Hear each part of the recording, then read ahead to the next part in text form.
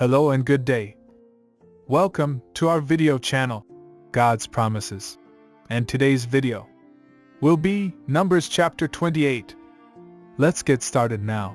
Numbers chapter 28 is a continuation of the previous chapter, which focuses on the religious observances and sacrifices the Israelites were to perform on a daily, weekly, and monthly basis. In this chapter, God commands Moses to instruct the people of Israel on the details of the offerings that they were to bring to him regularly. The chapter starts with God telling Moses to command the Israelites to present daily offerings to him, which were to consist of a lamb in the morning and a lamb in the evening. The lambs were to be offered as burnt offerings and were to be accompanied by a grain offering of flour mixed with oil and a drink offering of wine. The priests were to perform these offerings at the entrance of the tent of meeting. God then instructs Moses to tell the Israelites about the Sabbath offerings that they were to present to him every seventh day.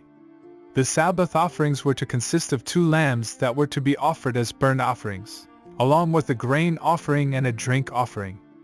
These offerings were to be in addition to the daily offerings. The chapter goes on to describe the monthly offerings that the Israelites were to bring to God. These offerings were to be presented at the beginning of each month and were to include burnt offerings, grain offerings, and drink offerings.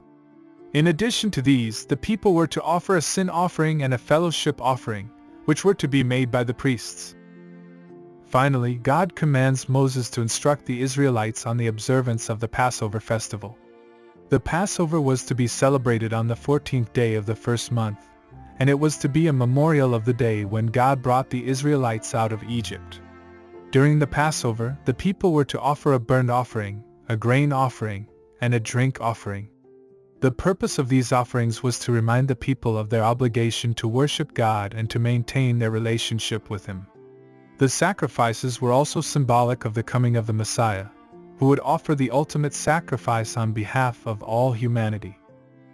One of the main lessons we can learn from Numbers chapter 28 is the importance of regular worship and offerings to God.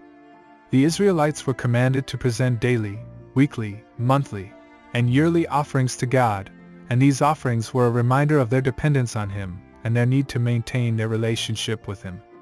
Similarly, as Christians, we are called to present our bodies as living sacrifices to God, Romans 12 verse 1, and to offer spiritual sacrifices to Him, 1 Peter 2 verse 5.